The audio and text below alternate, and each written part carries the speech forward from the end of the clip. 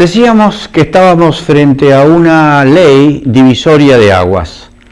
Por un lado, la alternativa de tener una sociedad abierta, con flujo de información, donde todos los ciudadanos gozan del derecho a ser informados. Y por otro lado, un intento de cercenar la libertad de información para acotar la información, meterla dentro de un tubo que lo maneja el Estado o el gobierno. Lo más grave no es el Estado, sino que el gobierno de esa manera va a filtrar todo el trabajo de las personas que no están de acuerdo y que son el 70% de los habitantes de este país, como lo demuestran los resultados de la última elección legislativa. Pues bien, entonces la pregunta que nos planteamos es ¿por qué ahora el gobierno saca adelante esta ley que va haciendo de filtro del trabajo de la prensa y de la oposición? La respuesta es muy sencilla y muy fácil. Es que el gobierno ha perdido en el terreno estrictamente democrático. El gobierno ha perdido. Ha quedado sin los votos, sino que ha quedado solamente con el 30% del electorado. Entonces, como por la vía democrática no puede avanzar, entonces propone este camino donde se cercena el derecho a la información y se acota de una manera estrictamente restrictiva, debido a que por la vía democrática, la de los votos, ha perdido posiciones y va a seguir perdiendo, por supuesto, como lo demuestran las encuestas, no es que estamos inventando alguna cosa. Entonces, este intento parece completamente oblicuo a los intereses generales, va en contra, y tal es así que todos los medios importantes, toda la sociedad en general va rechazando esta intromisión, digamos, en la libertad de la información. Pero también ocurre que se da una cierta crispación adicional en los opositores que después de haber ganado las elecciones se ven, digamos, en posibilidad de quedar apretados por esta ley.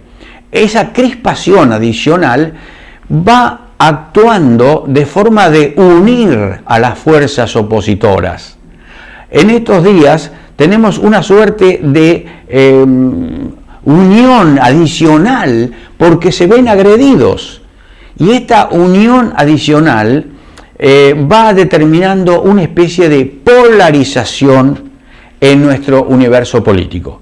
Por un lado, los que quieren la sociedad del poder, que domina desde el gobierno y el Estado, y por otro lado, la sociedad abierta, que no quiere ser dominada de ninguna manera y que se va uniendo en un frente natural todavía, un frente espontáneo, como que en los diarios de hoy o en las radios, mejor dicho, se puede escuchar que están reuniéndose entre de Narváez y Macri y Cobos, que no son de los mismos partidos, y se van uniendo a los efectos de enfrentar a la promulgación de esta ley.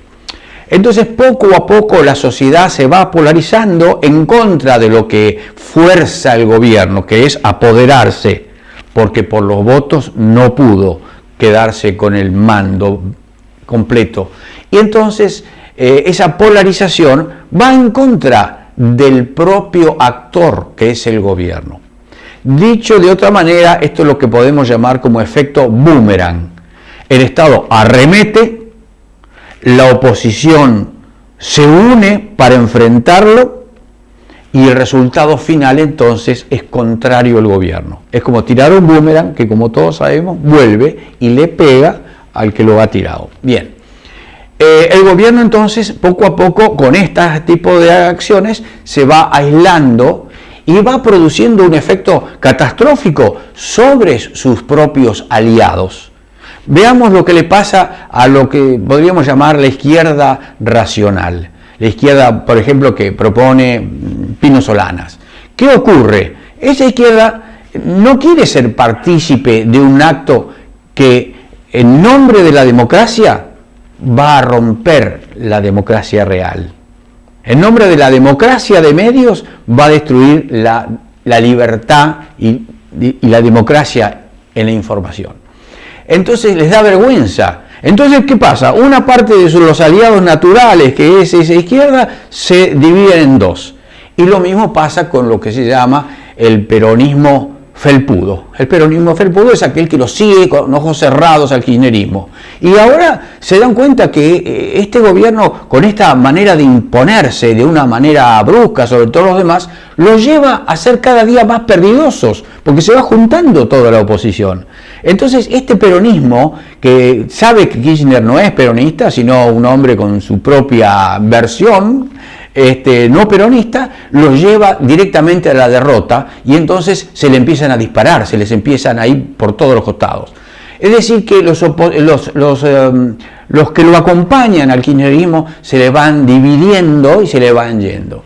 Hay que recordar, para entender lo que nos está pasando, que en las últimas elecciones naturales, las últimas elecciones, el electorado eligió el no caudillismo, porque no ganó ningún caudillo, y el único que había, que era Kirchner, perdió.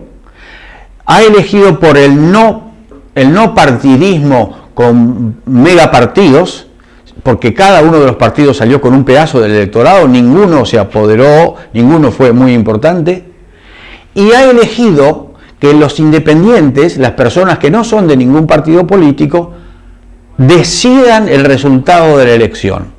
Los árbitros de la situación política de la Argentina de hoy son las personas independientes. Y este conjunto de cosas, no caudillismo, no partidismo e independientes como árbitros, determinan una nueva situación en la política de nuestro país, que le da toda la mano a la sociedad abierta, a la sociedad de la información, y no a la acumulación de poder.